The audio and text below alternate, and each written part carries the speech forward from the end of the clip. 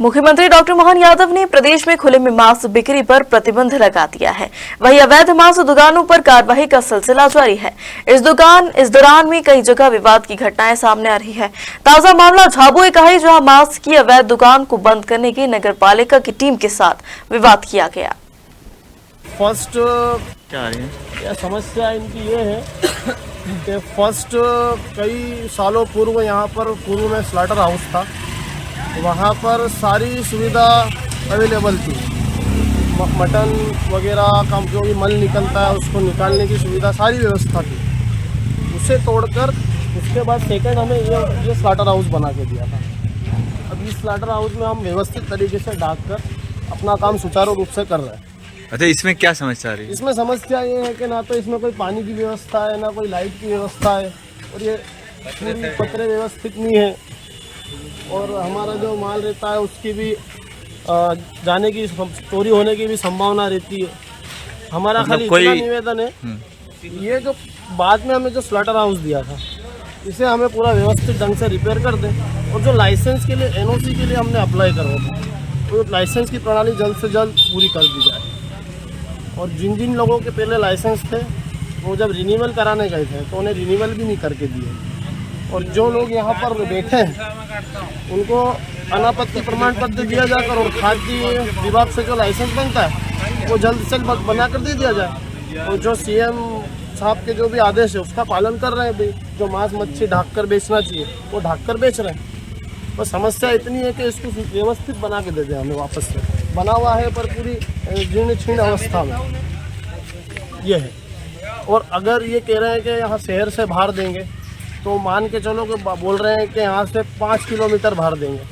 अब जहाँ पर हम लोग जाएंगे तो हमारी जान माल का तो वहाँ खतरा बना रहेगा और वहाँ आए दिन आपराधिक गतिविधियाँ होती रहेगी, तो उसकी जवाबदारी कौन लेगा?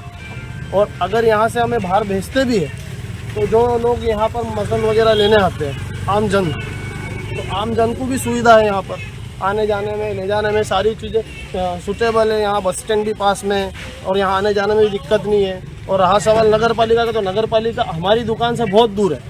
नगर पालिका का जो मेन जो फ्रंट है वो उस तरफ, ये तो पिछवाड़ा है। यहाँ से ना नगर पालिका को आपत्ति है ना मोहल्ले को आपत्ति, क्योंकि ये चीज़ नाले के किनारे पे है। तो अगर हमें यहाँ से बाहर भी भेजेंगे तो उसमें हमारा नुकसान नहीं है, जो लोग मटन खाते हैं उन लोगों का भी नुकसान है।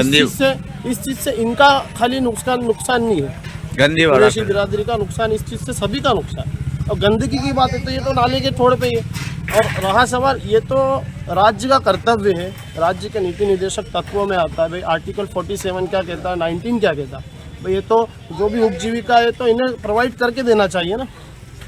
अगर ये कहते हैं कि भाई यहाँ मलमूत्र हो रहा है, यहाँ अपशिष्ट निकल रहा है, तो भाई अपशिष्ट के लिए फर्स्ट नगर पालिका को एक सुटेबल वाहन, जो कचरा वाहन है, स्वच्छ अभियान जो चल रहा है, ऐसा सुटेबल वाहन भी अधिकृत करके दिया जाए कि भाई शाम को जितना भी इनका जो मटेरियल निकलता है उस गाड़ी में भरा जाए और उसको शहर से बाहर कर दिया जाए। भाई ये तो कर्तव्य किसका? ये तो राज्य का है, ये शासन का है। तो ये सारी चीज़ें शासन हमें करके देना।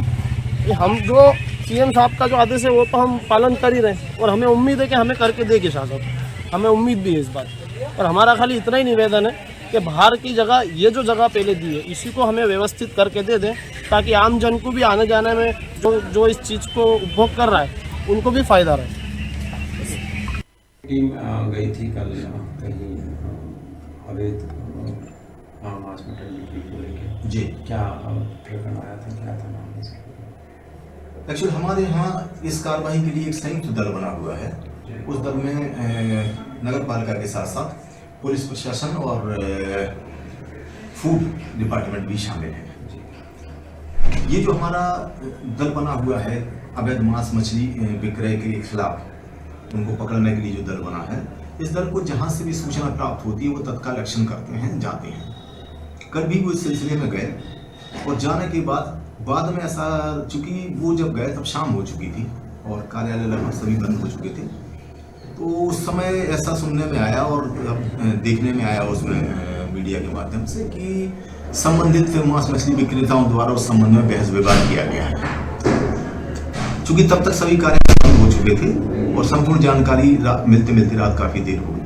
फिर भी मैंने अपने सभी कर्मचारियों को इस संबंध में विशेष रूप से फ़ोन पे पूछा कि क्या हुआ है, कैसे हुआ। तो उन्होंने बताया कि एक्चुअली इस मामले में जहाँ भी वो जाते हैं इस तरह की बहसबाजी अक्सर हो जाती है उनके साथ। पुलिस को भी हमने इन्फॉर्म कर दिया था, लेकिन चूंकि फिर मैं बताऊं कि एक तो समय ज़्यादा था और दूसरा हमारे दल ने आके हमें ये बताया कि चूंकि सर ये झड़प अक्सर हमारे साथ हो रही है, और मैंने उनको आगाह भी किया इस चीज़ के लिए कि चूंकि पुलिस इसमें साथ में शामिल रहती है, आप जब भी जाया करें तो पहले पुलिस थाने जाके एक बार इन्फॉर्म कर दें कि आप कहीं काम के लिए जा रहे हैं, और पुलिस को साथ में ले लें और उसके बाद कार्रवाई शुरू करें।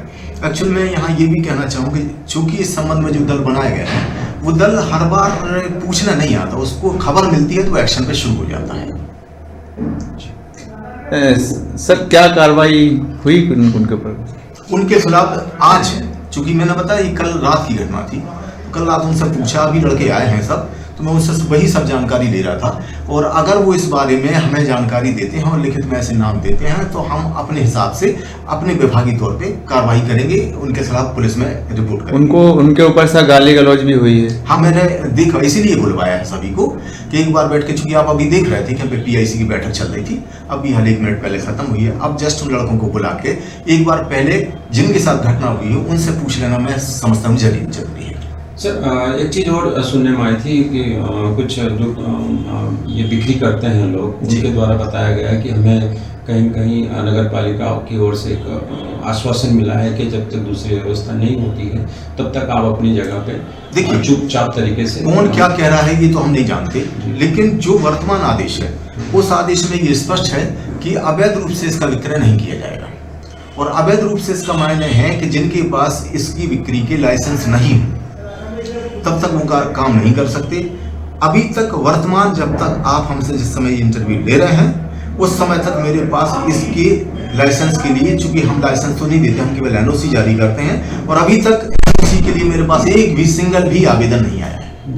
सर झाबुआ आपके नगरीय क्षेत्र आपके पास है, तो आप कोई लाइसेंसधारी या किसी को लाइसेंस मिलवाने की कोई सूचना है? नहीं, जहाँ तक मेरी जानकारी है मुझे केवल ये बताया गया था कि नगर पालिका ने 3 लोगों के नाम NOC जारी किया था। हाँ।